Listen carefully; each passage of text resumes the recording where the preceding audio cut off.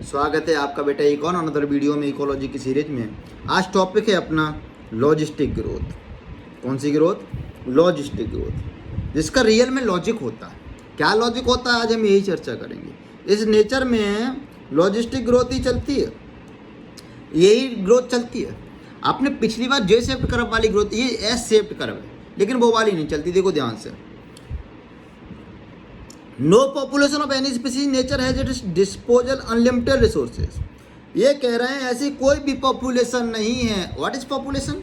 एक ही ऑर्गेनिज्म, एक ही प्रकार के ऑर्गेनिज्म एक ही एरिया में पाए जा रहे हैं, एक ही स्पीसीज के हैं। दिस इज कॉल्ड एक पार्टिकुलर लोकल पॉपुलेशन। समझ गए बेटा? यानी कि किसी भी पॉपुलेशन के लिए अनलिमिटेड रिसोर्स तो है ही नहीं to permit exponential growth.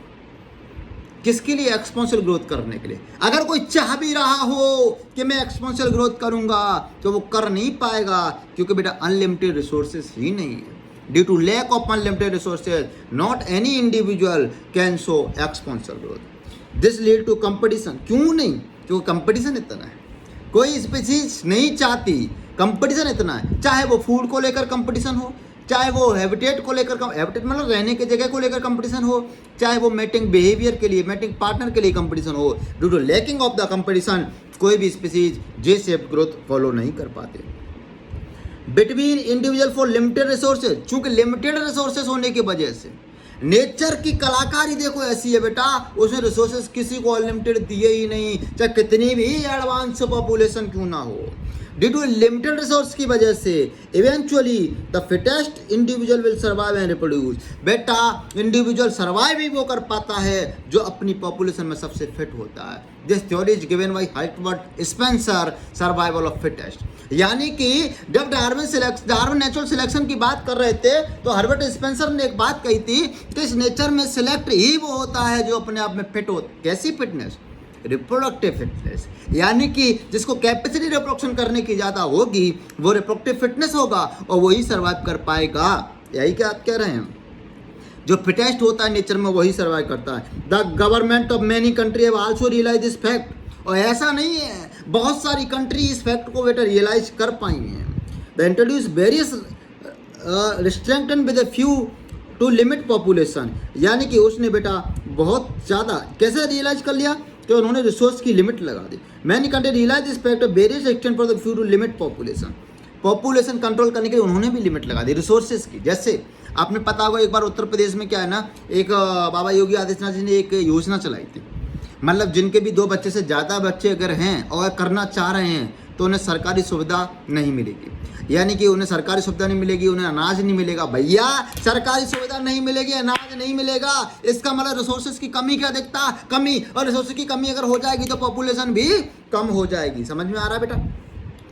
Growth यानी कि बहुत सारी सरकार इसको इम्प्लीमेंट कर रही है। भैया रिसोर्स कम कर दो, अपने आप पॉपुलेशन की रेट उस मान लो कोई एक फैमिली है, घनश्याम पांडे की फैमिली है। अब घनश्याम जी क्या कर रहे हैं? लगातार बच्चों पे बच्चा पैदा करते जा रहे हैं। भैया हर बच्चे को सरकारी नौकरी दिलवा रहे हैं। अब पॉपुलेशन कैसे कंट्रोल हो? सरकार हरकत में आई, ब्रेकिंग न्यूज, सरकार हरकत में आई और घनश्याम की फैमिली को सरकारी नौकरी देने से मना कर दिया।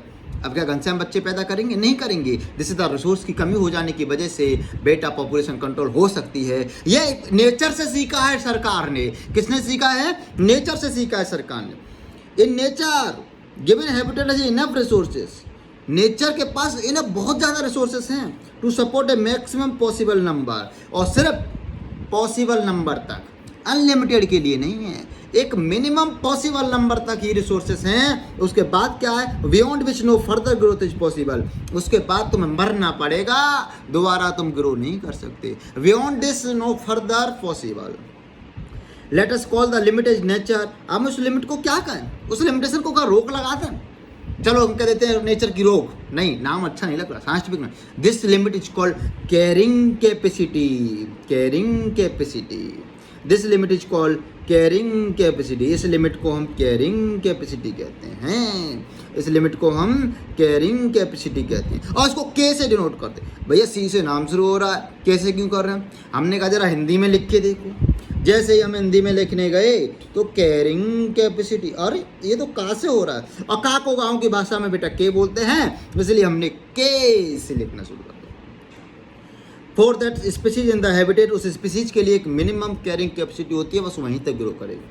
अब पॉपुलेशन ग्रोइंग इन हैबिटेट, अगर कोई पॉपुलेशन ग्रो कर रही है किसी हैबिटेट में विद लिमिटेड रिसोर्सेज, अब रिसोर्सेज लिमिटेड हैं, सो इनिशियली ये लैग फेज, मतलब पहले क्या करेगा, पहले तो क्या, जैसे मान लो ये पॉपुलेशन है, अगर मैं टाइम के रेस्पेक्ट में अगर एक ग्राफ बनाऊँ तो पहले ये तो पॉपुलेशन, पहले क्या करेगी ये पॉपुलेशन, धीरे धीरे से ग्रो करेगी। ओहो, एक समय ऐसा आएगा उसे पड़ेगा अरे जैसे 2 4 4 4 8 के 16 अब बढ़ने लगेंगे, चलो भैया बहुत खाना पीना, चलो बढ़ो बढ़ो बढ़ो बढ़ो, जैसे ही खाने पीने की कमी होगी कुछ कुछ मरने लगेंगे और ये डिक्लाइन पे शुरू हो जाएगी। दिस फेज इज कॉल्ड, ये वाला नेचर है बेटा, इसके ऊपर नहीं जा सकती population, this is the carrying capacity. अब आपको ऐसा नहीं लग रहा है ऐसा बना दे, फैंसी ऐसे नहीं बन गई।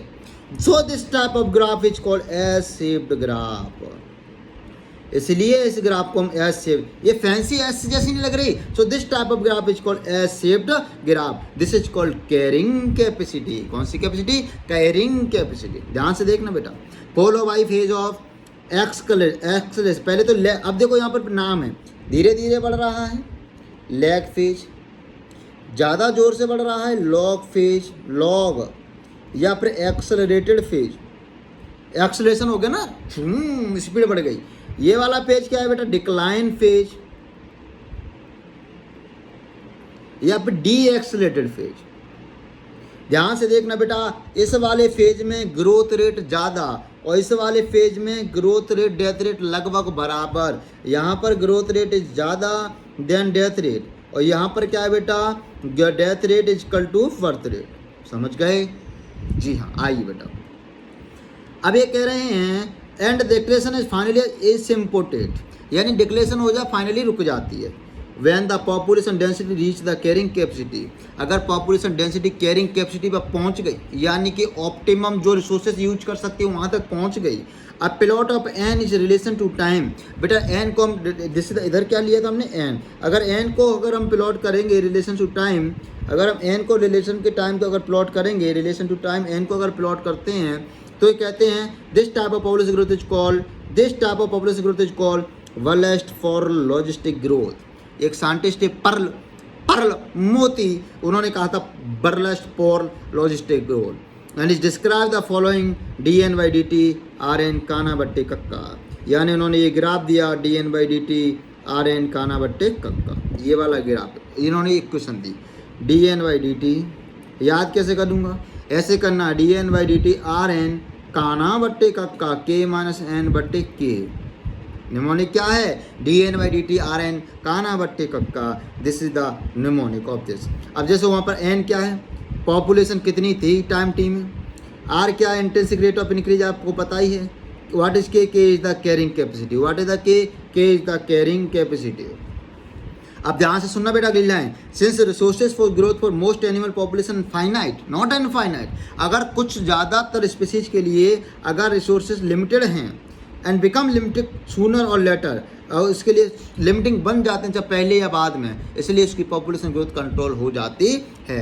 This type of growth is called S shaped growth. The logistic growth model is considered the more realistic one, और जो लॉजिक जिसका रियल में लॉजिक है एस शेप्ड ग्रोथ, यही इस नेचर में चलता है। Gather from government census data, gather from government census data देखोगे population figure of India last 100 year में आप पॉपुलेशन देखो बेटा, plot them check which growth pattern is evident, और आप फिर उसके बाद देखो कि कौन सा ग्रोथ पैटर्न चल रहा है। अगर आप प्लॉट करके देखोगे तो आपको मिलेगा कि आप नेचर में जो चलता है एस शेप में चलता है, यानी this type of population growth curve चल रहा है। अगला टॉपिक है बेटा लाइफ हिस्ट्री वेरिएशन, लाइफ की वेरिएशंस, हिस्ट्री कैसी है, कैसे इंट्रैक्शन हैं और कैसे बढ़ते जाते हैं, और अंडर पार्टिकुलर सिलेक्शन प्रोसेस। अब आपने कहा सर ये रिसोर्सेज अगर अनलिमिटेड हैं, कंपटीशन है, तो किस चीज़ से कंपटीशन, क्यों कंपटीशन, रिसोर्स को कौन कौन यूज कर रहा है, एक ही बंदा क्यों नहीं कर सकता, ये सारी बातें हम बेटा अगला टॉपिक है स्पेशल इंट्रैक्शन, उसमें चर्चा करेंगे। बने रहिए आप हमारे साथ डॉक्टर पंकज टेक्सल के।